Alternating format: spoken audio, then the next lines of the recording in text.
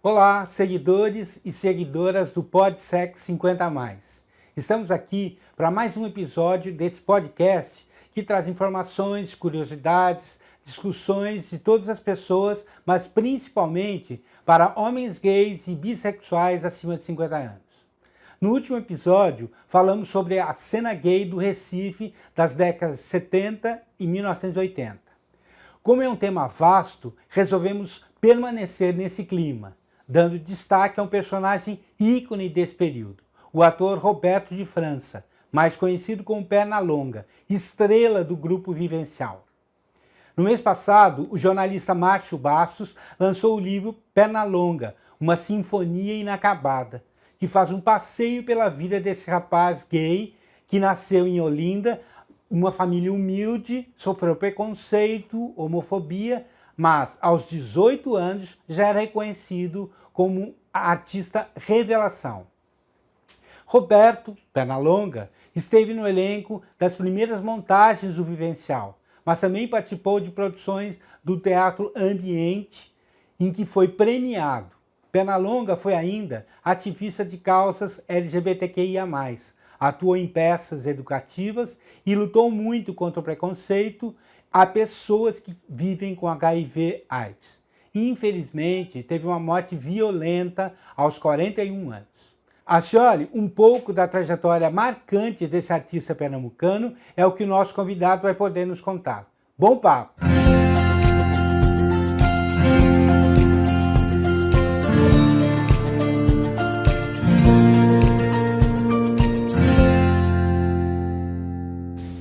Bem, pessoal, estamos mais uma vez aqui no nosso PodSex 50+, um podcast que é para todas as idades. É prioritariamente para homens gays e bissexuais acima de 50 anos, mas todos são bem-vindos e os temas aqui interessam a todos.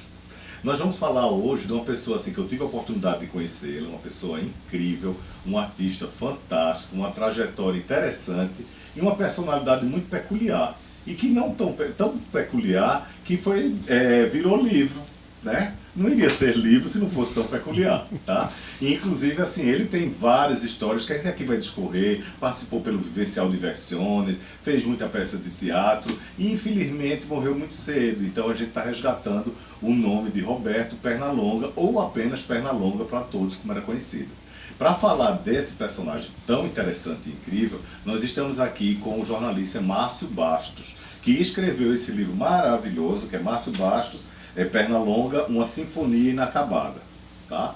Então a gente vai falar um pouco sobre o livro, um pouco sobre a história do Pernalonga, enfim, vamos desvendar o Pernalonga. Ok, muito prazer você estar aqui, muito obrigado pela sua participação, de você ter vindo e ter aceito o nosso convite. Eu que agradeço o convite, a Cioli, a todos os podcasts, quero agradecer a todo mundo que também está nos acompanhando agora, né?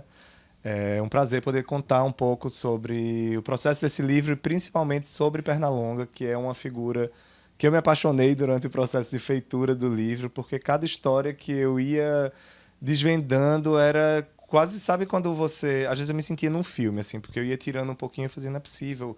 Isso contradiz aquilo, aquela outra coisa. Isso era mais fascinante. Ele era tão contraditório, tão cheio de facetas que, para mim, se tornou uma figura quase obcecante, assim, de tentar entender mais. E é muito interessante, inclusive, o codinome que ele se colocou, né, o apelido de Pernalonga, porque na realidade ele tinha uma perna longa, tanto que ele andava, que ele pulava, que ele fazia coisas diferentes. Uma hora ele estava em teatro, outra hora ele estava numa performance particular, outro momento ele estava vendendo coisas para sobreviver. Enfim, Pernalonga era multi. Exatamente. Eu queria perguntar, assim, eu já estou perguntando, inclusive, como você chegou a esse personagem tão interessante, a Pernalonga? Porque eu tive a oportunidade de conhecê-lo, era uma pessoa bem interessante, enfim, eu era jovem na época, né, que ele morreu já com um pouco de tempo, e era fascinante quem conhecia. Agora, você, como chegou?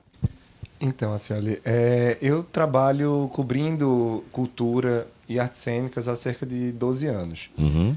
E desde que eu entrei no jornal, eu ouvia Pernalonga, Vivencial, enfim, eram nomes que habitavam ali esse universo cultural pernambucano, mas que eu não tinha nenhuma proximidade mais intensa conhecia a história.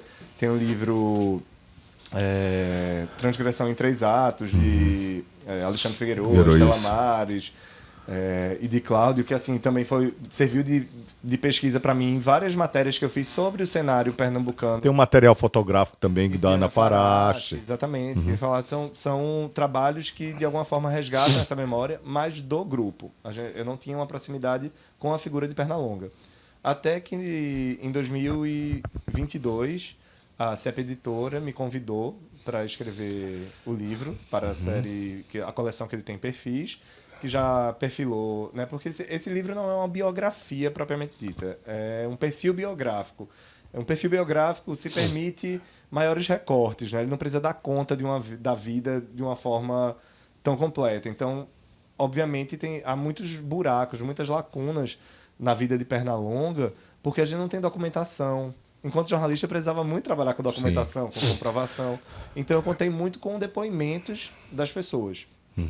Então, a minha forma de aproximar de Perna foi mergulhar intensamente. Que gênero você identifica o livro nesse sentido? É um perfil biográfico. Isso, é um perfil perfil biográfico, porque ele é um material jornalístico, ele é um material feito a partir de pesquisa, tanto de arquivo quanto de muitas entrevistas. Você, inclusive, foi entrevistado e agradeço muito a colaboração. Eu também, agradeço bastante. E então, assim, só que ao mesmo tempo, inclusive por Perna já ter falecido, né, há 23 anos, muitas memórias já não eram assim tão frescas, né? Assim, já não estavam. As pessoas, eu não sei exatamente a data. Já tem quanto tempo que Perna faleceu? 23 anos. Ele faleceu no ano 2000. Então, assim, muitas pessoas tinham uma certa dificuldade de resgatar exatamente uma data, né? Então, isso às vezes me causava um certo problema para localizar aquilo na linha do tempo de Pernalonga, porque eu tentei fazer uma linha do tempo ao longo do livro, né? Assim, tentei fazer o livro de forma cronológica para que as pessoas pudessem entender como as circunstâncias foram desenvolvendo na vida de Perna, né? Da sua infância até a morte, mas para a gente tentar entender como é que se construiu essa figura. Eu ficava muito interessado em entender, né? Como é que esse rapaz bissexual, mestiço, pobre, do Amaro Branco, se tornou assim uma figura tão emblemática da cultura pernambucana. Assim, a família dele era super religiosa e ele foi para um lugar muito diferente da expectativa que se tinha, né? Dessa expectativa heteronormativa, cisgênero, enfim. Pernalonga, na década de 70, já estava questionando tudo isso. Eu queria, interessante que eu dizer assim, eu não queria fazer spoiler em relação ao seu livro, porém, eu para perguntar para você, quem é Pernalonga? Quem foi Pernalonga? Verdade, aí quando eu fui pensando nisso, você já está embarcando de quem ele é, de tudo, de onde ele veio, quem era a pessoa, enfim, continua. Então, quem é esse personagem? Então, essa pessoa, né? Porque ele é uma pessoa que se misturava com personagem, né? Exato. O nome de batismo dele era Antônio Roberto de Lira França, mas ele adotou como nome artístico Roberto de França, mas como o apelido dele pegou, todo mundo conhecia como Pernalonga. Então você vai olhar nos jornais, tem Roberto de França, o Pernalonga, ou só Pernalonga. Isso. Aquilo ficou quase como Roberto Pernalonga, também tinha alguns jornais. Assim. Virou quase sobrenome. Virou quase um sobrenome. Em alguns momentos era um nome propriamente dito. Exato. E assim, isso é interessante. O apelido foi uma das coisas que já começa a borrar. Assim. Ninguém sabia especificamente como começou o apelido. Tem várias versões de por que começou o apelido. Então eu tento botar... Quando eu não consigo comprovar um fato, assim, essa é a versão única, eu boto as várias versões que tem. Dizem isso, dizem aquilo. Eu tentei não fechar, tirar conclusões do que eu não poderia comprovar. Dessa vida que é tão complexa. Mas, olha, eu acredito que quem não conheceu o Pernalonga já está curiosíssimo em saber qual era a tamanha complexidade da vida de Pernalonga. Afinal, você já deu algumas deixas, assim, ou era uma pessoa que era bissexual declarada, assim, todo mundo sabia, ele se jogava nos relacionamentos, seja com homem, seja com mulher, enfim, ele não tinha essa coisa de estar tendo que se esconder, e tanto é também que as pessoas com as quais ele se relacionava sabiam disso, né? Então ele tinha várias formas de agir. Então eu queria saber para você quais eram as principais características que tanto fez apaixonar pela pessoa. Olha, eu acho que Pernalonga é uma figura tão revolucionária que ele seria revolucionário hoje, em 2023. Imagine na década de 70. a força dessa vontade de contestar. Porque, como eu disse, ele sai de um contexto que deveria levá-lo, né, para um lugar mais da heteronormatividade, de talvez uma vida, digamos assim, mais certinha, mais careta. E ele vai para o teatro, ele começa a fazer teatro, né, em grupos de igreja, como o Vivencial também surgiu ali, né, sob a asa da igreja, enfim. E ele começa a questionar questões de gênero, de sexualidade. Ele sofre também muito com isso, porque existe um preconceito que é atrelado a ele e a pessoas do Vivencial de uma forma geral, por ser um grupo que acolhia pessoas LGBTQIAP+, no momento declaradamente, principalmente pessoas, né, trans, já estavam em cena no Vivencial, em um momento em que essas pessoas eram completamente invisibilizadas pela sociedade. A gente está falando de um período de ditadura militar. Então, assim, Pernalonga, ele assume essa condição de, não vão gostar de mim, eu vou ser excluído, não importa, eu vou ser eu. E ele leva isso à potência máxima, assim, até o fim da vida. Isso cobrou um preço a ele, assim, inclusive de pessoas que achavam que ele era mais um personagem do que um ator. Tem gente que fala assim, Pernalonga é Pernalonga. Tanto é que eu brinquei agora um pouco com isso, né? Como é que você gostou e se apaixonou desse personagem, que é uma personalidade, uma pessoa, enfim. Eu acho que ele criou também um personagem que eu acho que foi se aproximando cada vez mais de quem ele era. Sabe aquele momento em que personagem e pessoa parecem se tornar cada vez mais próximos, exatamente. Mas eu digo, na classe artística, havia quem achasse que Pernalonga não podia dar conta de um papel dramático porque ele era Pernalonga, aquela figura fora do palco, extremamente exuberante, enfim, que gostava, né, da vida, de farra, enfim. E não era, ele era um ótimo ator, assim, ganhou prêmios, inclusive, era reconhecido, não ficou só no Vivencial, é uma coisa que eu tentei resgatar no livro, porque muitas pessoas ainda atribuem a carreira de Pernalonga, atrelam, né, ao Vivencial. Sim, acho que é a pedra fundamental da carreira dele, mas eu acho que ele lutou até o fim da vida para também tentar mostrar que ia além do Vivencial. Tanto que tem uma passagem que quando eu descobri esse recorte da coluna de Valdir Coutinho, que inclusive foi preciosíssima essa coluna do Diário de Pernambuco, Cena Aberta o nome, de Valdir Coutinho, que assim cobria a exaustão a cena teatral de Pernambuco. Então, notinhas de quem estava preparando um novo espetáculo, ou críticas, né, dos espetáculos. Inclusive, algo que a gente ainda não vê hoje, né? Não vê, exatamente. Então, assim, essa questão da memória foi muito importante poder contar com esses documentos, né? Hoje a memória é muito efêmera. Eu trabalhei em redações, tem matérias minhas no online que eu já não consigo encontrar, porque, enfim, muda o servidor, tarará, essas matérias se perdem. Então, assim, o arquivo público foi muito importante para mim, o arquivo público de Pernambuco. Inclusive, agradeço a equipe que me acolheu com a maior generosidade, porque eu passava manhã e tarde lá, assim, pesquisando obsessivamente. Engraçado, né? Porque a gente imagina hoje que tudo se resolve utilizando os aplicativos, né, de busca. Tem um bem famoso, que a gente nem precisa dizer o nome, que todo mundo conhece. Então dá lá uma gugada, como diz, e descobre. E esquecer um pouco essa coisa da pesquisa documental, de ir em loco, de buscar o documento, o jornal, a foto, que é tão importante. E você fez esse trabalho. Sim, principalmente porque eu queria muito ter a oportunidade de ter as palavras de Pernalonga. Porque como ele já tinha falecido, ao contrário de outras pessoas da série da coleção Perfis, que estavam vivas, como Lia de Itamaracá, enfim, J. Borges, que puderam dar entrevistas, eu só podia contar com fontes secundárias, né, com pessoas que conviveram com ele, enfim, não poderia ouvir as palavras dele. E um pouco também do que estava registrado do trabalho dele. Exato, mas aí eu comecei a tentar buscar matérias ou enfim, entrevistas que tivessem a voz dele. Eu queria em algum momento que tivesse ali registrado. A Pernalonga falou isso. Só um momento, Márcio, desculpe interromper, assim, porque a conversa está animadíssima, assim.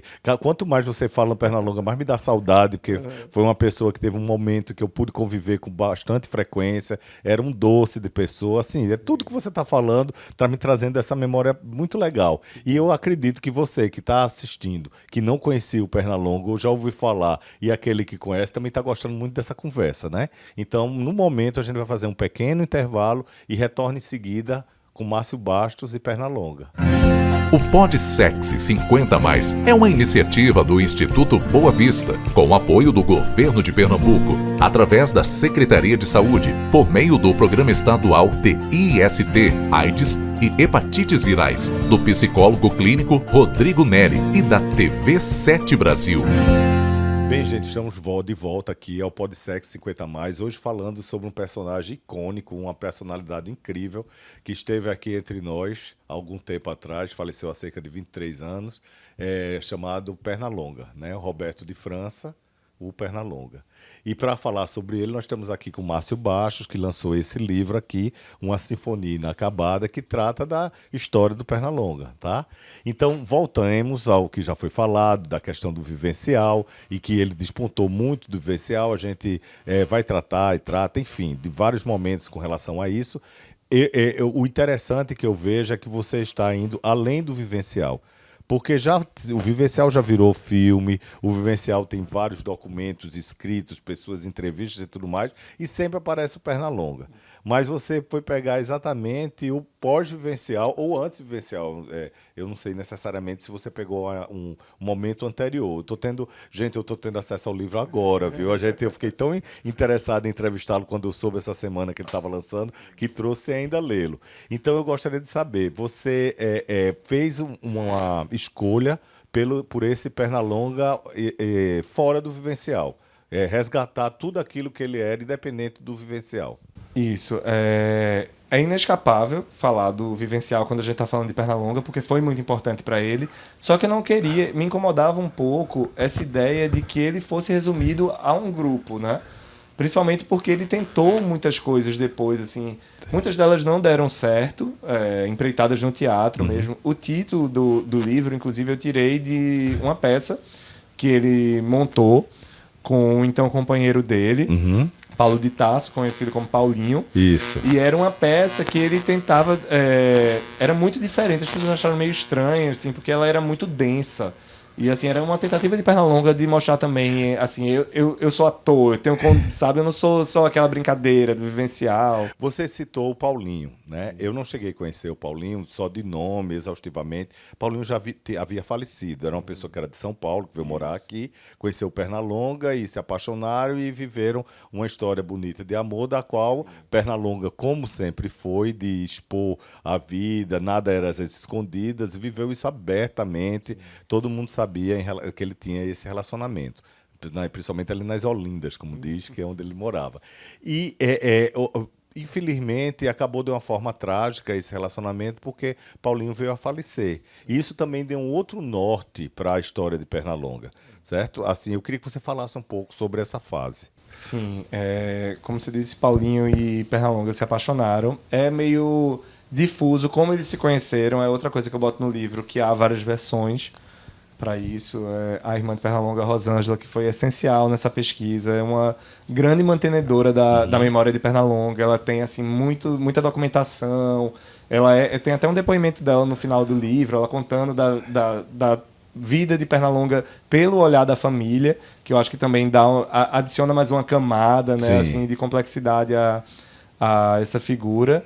Queria agradecer, inclusive, a Rosângela por tudo, em nome da família, né, assim. E Rosângela diz que eles se conheceram, por exemplo, quando o Pernalonga fez uma viagem à Bahia. Tem alguns amigos que dizem que eles se conheceram quando o Pernalonga estava no Rio de Janeiro. Enfim, mais um daqueles dados que, infelizmente, como eu não pude entrevistar Pernalonga, não soube. Mas o fato é que Paulinho veio morar com Pernalonga. Paulinho era também poeta, Paulinho trabalhava também, era cabeleireiro. Paulinho se inseriu completamente na vida de Pernalonga, nos ciclos artísticos, era muito querido. E segundo os relatos, né, que eu pude colher, Paulinho, em 1986, mais ou menos na época que, pouco depois de ele ter chegado, já apresentava algumas enfermidades que levaram a crer que poderia ser um diagnóstico de AIDS. E realmente ele já tinha desenvolvido a doença. Ele veio de São Paulo, inclusive, né? Ele veio de São Paulo. É porque esse era um período que a AIDS estava pegando, como a gente diz, né? Assim, em Recife, começou como o primeiro caso em 82, 86, já tinha 4 anos que o vírus HIV estava, pelo menos oficialmente, circulando por aqui. E ele tendo vindo de São Paulo, onde a epidemia foi muito forte, né? Então é muito provável que ele já tenha vindo infectado. Exato. Muitas vezes sem saber, talvez ele nem soubesse. Provavelmente, assim, as pessoas atribuíam alguns sintomas, né, a doenças corriqueiras, né, a uma pneumonia, algo do tipo, enfim. E ainda eram muito escassos os exames e as tudo, informações, assim, sobre a doença, exato. etc. Mas uma vez que, né, se Ana Brito, que foi uma grande amiga de Conheço a Pernalonga, doutora Ana Brito, uma médica infectologista. Exatamente, que foi uma pioneira aqui também, né, na questão do tratamento e da conscientização. Tem uma outra também, chamada a doutora Alina Alexandrino. Ela era da Fundage, do EMOP. Ela também acompanhou bastante Pernalonga. É um pessoal que começou a atenção à questão do HIV/AIDS aqui. Exato. O doutor Frederico Rangel, que foi ele pioneiro. Isso, ele entende? tratou Então, Perna por muito tempo. Assim, Perna foi muito bem acolhido nesse foi aspecto, sim. porque ele ficou amigo, as pessoas gostavam muito dele, e ele ficou muito próximo de gente que é quem estava trabalhando o tema HIV/AIDS, que era um tema que pouca gente se envolvia. Então foi médicos, a Ana Brita é médica, o Frederico é médico do Correia Picanço, e que atendeu o Perna, essa Alina Strandino também, e várias outras pessoas que buscaram dar um suporte a essa questão. Exato. Talvez até por ele abrir. Exato, ele foi muito pioneiro e corajoso também nesse sentido, porque era um momento, quando eu entrevistei o Dr. Frederico Rangel, ele falou, olha, a maioria das pessoas não falava sobre seu status, porque além de ser quase uma sentença de morte naquele momento, né, existia todo um preconceito que fazia com que as pessoas quisessem isolar aqueles, né, que tinham diagnóstico positivo para HIV e que posteriormente desenvolviam a AIDS, enfim. Quando Perna e Paulinho resolveram fazer o exame, eles fizeram juntos, eu conto essa passagem no livro.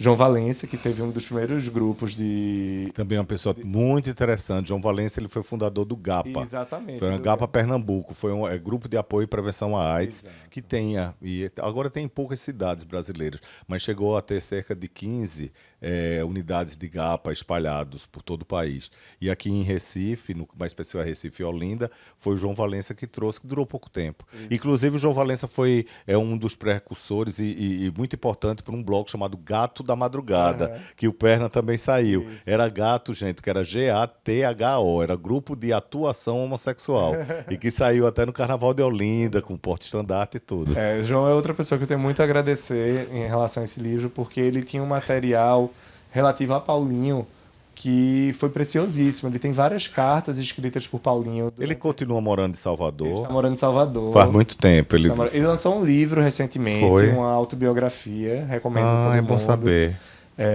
E eu conto no livro, o João estava lá quando Paulinho e Perna receberam o resultado. E ele conta, né, de que quando eles viram, antes mesmo deles receberem o resultado, quando eles viram o João, eles entenderam que o resultado tinha sido reagente, porque eu não lembro, agora me foge a memória, quem avisou para João, olha, esteja aqui, porque, enfim, eles vão precisar de acolhimento e tal. E quando eles viram o João, eles já entenderam. Enfim, mas já nesse primeiro momento, Perna não chegou num lugar de se acuar. Ele fez, né, tenho HIV... E essa é a minha vida agora, e ele falava para as pessoas, sigamos em frente. Assim. E o Paulinho, do diagnóstico ao falecimento? Então, foi pouco tempo. Foi rápido. Paulinho, o diagnóstico, se não me engano, foi em 86, e Paulinho faleceu em 89. Então, foi bem rápido assim, o desenvolvimento da doença. E aí é o que é interessante também destacar em relação à vida do Pernalonga, que isso já se tornou público imediatamente, assim como era público o relacionamento dele com Paulinho, e ele passou a militar em relação à causa da AIDS. Né? Ele começou a fazer palestras, não é isso? Exato. Palestras sobre AIDS em escolas, enfim, onde ele fosse chamado para se apresentar como uma pessoa soropositiva e falar do HIV e de toda a epidemia, estava lá presente. Ele usou a arte dele para isso. Ele fazia muitas esquetes. Isso. Ele fazia tudo era com... Na rua, inclusive. era do jeito Pernalonga de ser, né? Assim, com arte, com alegria. Nada era... Ele tentava sempre... Eu acho que, se eu pudesse falar, um dos principais legados de Pernalonga seria o amor à vida. Incondicionalmente. Eu acho que nada nele era sombrio, assim, soturno. Ele estava sempre muito vibrante. Eu acho que isso ajudou também a desmistificar a imagem que as pessoas tinham de pessoas vivendo com AIDS. Não, eu com acho interessante, HIV. você fala isso, eu acho muito legal para quem escreveu um livro, como se tivesse convivido, vindo pessoalmente. Como você chegou à pesquisa a tal ponto que, de fato, o que você está falando e que quem conheceu o Perna, está vendo o Perna ali. Ele estava sempre alegre, gargalhando, se divertindo, tomando uma cerveja, que ele gostava bastante, e junto com amigos. Então é exatamente do jeito que você está falando. E ele passava isso para as pessoas, independente da eu acho que ele foi muito importante para vencer barreiras para as pessoas que vivem com HIV/AIDS da época, eu acho que até hoje. Exatamente. Quando eu penso quando eu falo que esse legado dele é o amor à vida, é justamente isso, assim, as pessoas estarem convivendo com alguém que não tem vergonha, como não deveria ter vergonha de ser quem é, em todos os aspectos. Sou bissexual, sou artista, tenho HIV, enfim. Tem um relacionamento com a mulher. Relacionamento com a mulher, Ele passou um período, anos, com uma mulher já soropositiva, ela sabendo que ele era HIV positivo, ela não era HIV positiva, né, que quebrava também um preconceito, que era um casal chamado Soro Diferente. E ele saía de mão dada por ela, com ela, e enfim, todo mundo sabia, e ela assumia ele, que isso tem que ser colocado. Um cara que era visto como gay, sendo bissexual, ter HIV, e ela bancou esse relacionamento. Eu só imagino e me vem à mente eles de mão dadas, descendo a ladeira da misericórdia, no carnaval, perna vestida de bailarina, e ela bem discreta, ela de boa, sem fantasia nenhuma, de mãozinha dada com ele. Então era um casal muito bonito. Né? E assim, você falou, não só ele era visto como gay, mas tinha gente que via Pernalonga também como uma pessoa trans, porque por conta do Vivencial, o Vivencial brincava muito com essa questão de gênero, né? Assim, você tinha travestis em cena, você tinha drag queens, você tinha pessoas gays, lésbicas, mulheres pessoas heterossexuais, cis, isso. Tava todo mundo misturado, e assim como Pernalonga muita gente saía montado e tal, e o pessoal, muita gente chegava assim e falava, não, eu até peguei uma matéria na época, uma notinha, alguma coisa que falava, travesti Pernalonga e tal, assim, que porque o povo não sabia identificar. Hoje, talvez, como você colocou há pouco, em nossas conversas aqui nos bastidores, ele poderia ser identificado como uma pessoa não binária. Talvez, eu acho assim, porque eu acho que Pernalonga não ia querer ser encaixado em nada. Assim, o máximo possível que ele pudesse se desvincular de rótulos, ele tentaria. Agora, infelizmente, apesar dessa vida tão rica, com tudo que aconteceu, que a gente está aqui tratando disso, foi uma ironia do destino a morte dele. Sim, aí me fala um pouco trágico sobre essa parte. Exatamente, porque Pernalonga nunca escondeu nada de sua vida, sempre tudo foi muito declarado. Ele era um ativista, né, da questão HIV/AIDS, assim, de prevenção, de mostrar também o respeito e o cuidado e acolhimento que pessoas vivendo com HIV/AIDS deveriam ter, enfim, socialmente acolhidas. Infelizmente, ele foi vítima do preconceito também, porque o que aconteceu? No ano 2000, ele estava voltando para casa, e aí é outro episódio nebuloso que eu retrato no livro com várias versões, com as várias versões que há.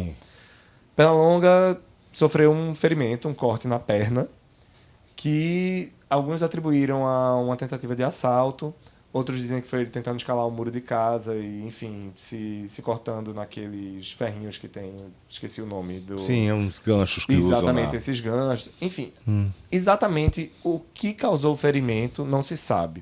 O que se sabe é que Pernalonga se cortou, sangrou bastante, pediu muito por socorro, pessoas ouviram, tudo bem, era de madrugada, estava chovendo, não sei o quê. Enfim, todas essas circunstâncias podem ter acontecido, mas o fato é que pessoas ouviram o pedido de socorro, mas por saberem que era Pernalonga e que ele tinha HIV, as pessoas recusaram ajuda, não saíram para ajudá-lo. Então ele sangrou por muito tempo, e quando finalmente foi resgatado e levado, né, ao hospital, ele infelizmente não resistiu. E o médico falou, esse ferimento não mataria ninguém. Era uma coisa que levava, enfim, dava o ponto, fazia... O ferimento em si não mataria ninguém. O que matou Pernalonga foi o preconceito. Foi a falta de assistência. Ele perdeu muito sangue. Muito sangue. A versão que eu tenho é um misto das duas. A versão que eu tenho é que ele sofreu um assalto.